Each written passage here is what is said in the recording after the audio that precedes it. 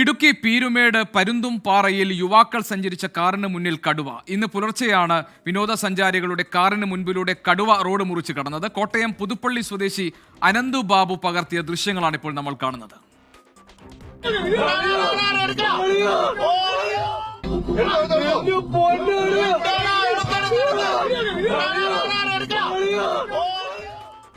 രാഹുൽ വിജയൻ ഇടുക്കിയിൽ നിന്നുണ്ട് വിവരങ്ങൾ നൽകാൻ. രാഹുൽ, കടുവ റോഡ് മുറിച്ച് കടക്കുന്നതിന്റെ ദൃശ്യങ്ങൾ ചെറുപ്പക്കാർ പകർത്തിയത് നമ്മൾ കണ്ടു. അപകട മേഖലയാണ് ഇത് എന്നാണല്ലോ അത് നൽകുന്ന സൂചന. എന്താണ് രാഹുൽ വിവരങ്ങൾ? തീർച്ചയായിട്ടും അപകട മേഖലയാണ് ഇപ്പോൾ പരുന്തുംപാറ എന്നുള്ള സൂചന നൽകുന്ന ദൃശ്യങ്ങളാണ് പുറത്തു വന്നിരിക്കുന്നത്.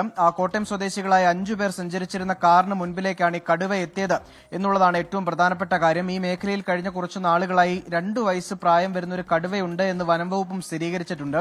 ഇന്നലെ പുതുവർഷാഘോഷത്തിന്റെ ഭാഗമായിട്ടാണ് ഈ കോട്ടയം സ്വദേശികൾ പരുന്തുംപാറയിലേക്ക് എത്തുന്നത്. പരിപാടിയെല്ലാം കഴിഞ്ഞ് തിരികെ കോട്ടയത്തേക്ക് പോകും വഴി പരുന്തുംപാറയിലേക്ക് കയറുന്നതിന് തൊട്ട് മുമ്പൊരു ചെക്ക് പോസ്റ്റ് ഉണ്ട്. അതിന് സമീപത്ത് വെച്ചാണ് ഈ കടുവേനെ കണ്ടത് എന്നുള്ളതാണ് ഈ അനന്തുബാബു അടക്കമുള്ള ആളുകൾ നമ്മളോട് പറയുകയും ചെയ്തിരിക്കുന്നത്. ആദ്യഘട്ടത്തിൽ ഇവർ ഭയന്നെങ്കിലും ആ ദൃശ്യങ്ങൾ പകർത്തുകയാണ് ചെയ്തത്.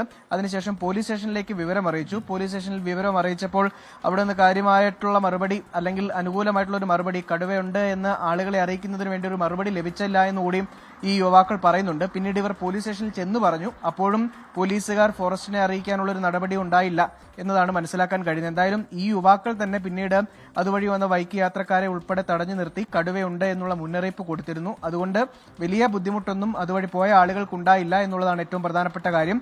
ആളുകൾ സ്ഥിരമായി സഞ്ചരിക്കുന്ന ഒരു വഴി കൂടിയാണ് ഈ കടുവ ഇറങ്ങിപ്പോയത്, നടന്നു നീങ്ങിയത് എന്നുള്ളതും എടുത്തു പറയേണ്ട കാര്യമാണ്. ഗോപികൃഷ്ണൻ. രാഹുൽ വിജയനാണ് വിവരങ്ങൾ നൽകിയത്.